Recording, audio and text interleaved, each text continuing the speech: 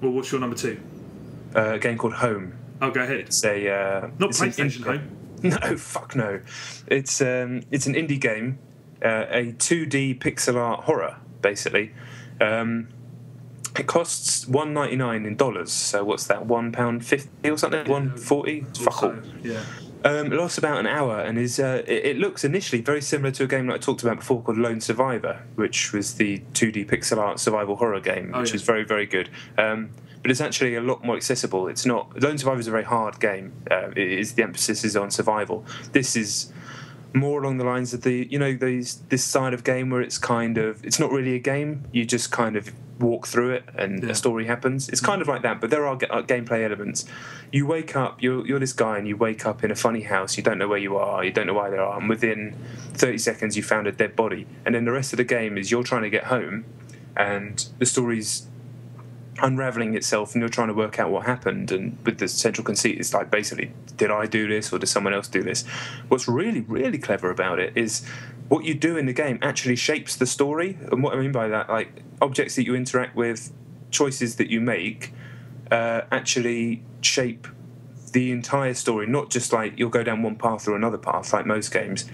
It will actually shape the entire plot. It's really hard to explain. It's much easier to explain once someone plays it. And the idea is that you play it and then you dive onto the website homehorror/what happened, and there's all these really nicely written testimonials from people who played it and what they thought happened and their opinions on the game.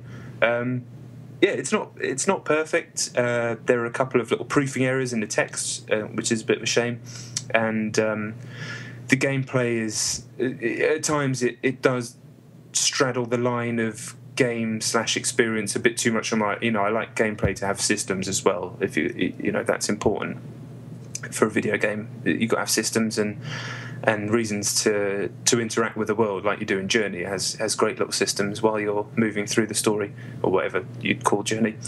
But yeah, for the price and for the amount of time it takes, I'd recommend everyone check it out. Home, really cool. Where do you find it? Just go to homehorror.com and you can download it for fuck all. It's just no money at all. How did you hear about it?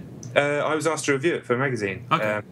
But I had actually heard about it before. I'm kind of keeping my ear to the ground on this sort of stuff these days because there's a lot of interesting things going on in this space, and some of it falls flat, and this one definitely didn't.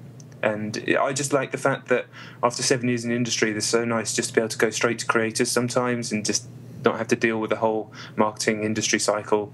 That stuff's fine too, and I love big budget games, but sometimes it's nice to have that other avenue to go down. But yeah, Home Horror, it doesn't take longer than an hour, and I guarantee, John Denton guarantee, that you won't be disappointed in that hour that you spent, whatever you thought of the game. It's not like it's on the browser, right?